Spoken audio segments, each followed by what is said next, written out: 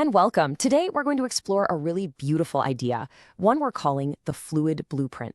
It's all about the gentle, powerful connection between our feelings, our bodies, and the very code of life itself. So let me just start with a question for you. What if the very blueprint of who you are, your DNA, isn't some static, fixed thing? What if it's actually listening to your innermost thoughts and feelings right now, in this very moment?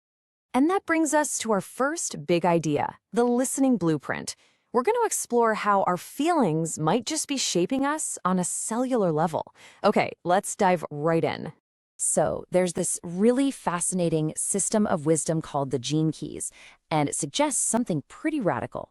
The idea is that our DNA is dynamic. It's not just a set of rigid instructions that got handed down to you. Instead, think of it as a responsive, living intelligence that's actually paying attention to the quality of your awareness. And this is such a powerful way to picture it. When we're in a state of fear or anger or stress, this model suggests our DNA helix literally constricts, it tightens up.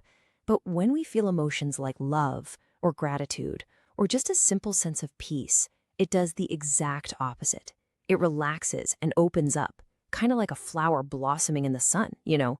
It allows a fuller, more vibrant expression of our potential to come through. So how in the world could this happen? What's the medium for this incredible communication? Well, the answer might be something we take for granted every single day: water. Let's look at water as the womb of DNA, the very liquid medium of life itself. I mean, just let that sink in for a moment.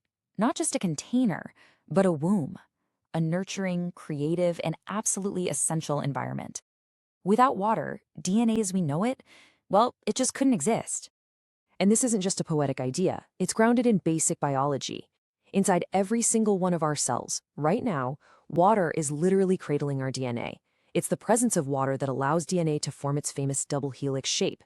And those tiny hydrogen bonds holding the whole thing together, they're only possible because of water. No water, no structure. It's that simple. Okay, now this is where things get really cool. This is where we bridge the physical and the something more. The idea is that both DNA and water are incredibly sensitive. They don't just respond to chemistry, they read and respond to frequency, to vibration. And this leads us to this concept of water memory. You might have heard about it. It was made famous by the researcher Dr. Masaru Emoto.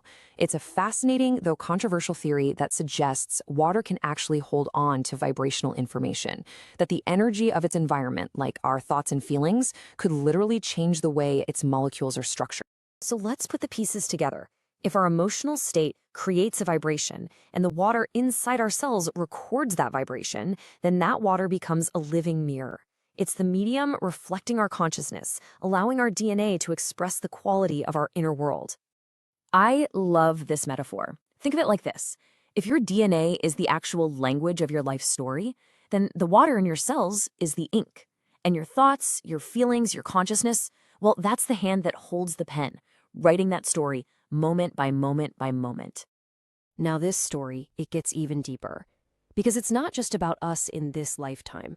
It's also about the echoes living within ourselves. And this invites us to look beyond just the idea of ancestral trauma. We hear a lot about the wounds and challenges passed down through our families, right? And that's absolutely important work. But what if we've only been focusing on one side of the coin? What if we started looking for the ancestral genius, the gifts, the strengths, the brilliance that also echoes through our biology? Think about it for a second. That specific way you laugh that's just like your great aunts. A talent for music that seems to come from nowhere. A persistent dream that feels older than you are. These might not just be quirks. They could be echoes of your ancestors, their gifts living on through you. And here's the most beautiful part.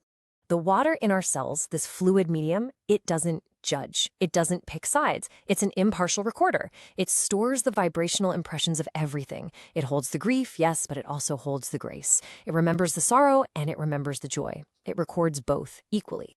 Okay, so this is all pretty mind-blowing, but what do we actually do with it? Let's get practical. Let's explore some simple, gentle ways to engage with this idea, to learn how to speak the language of our own cells.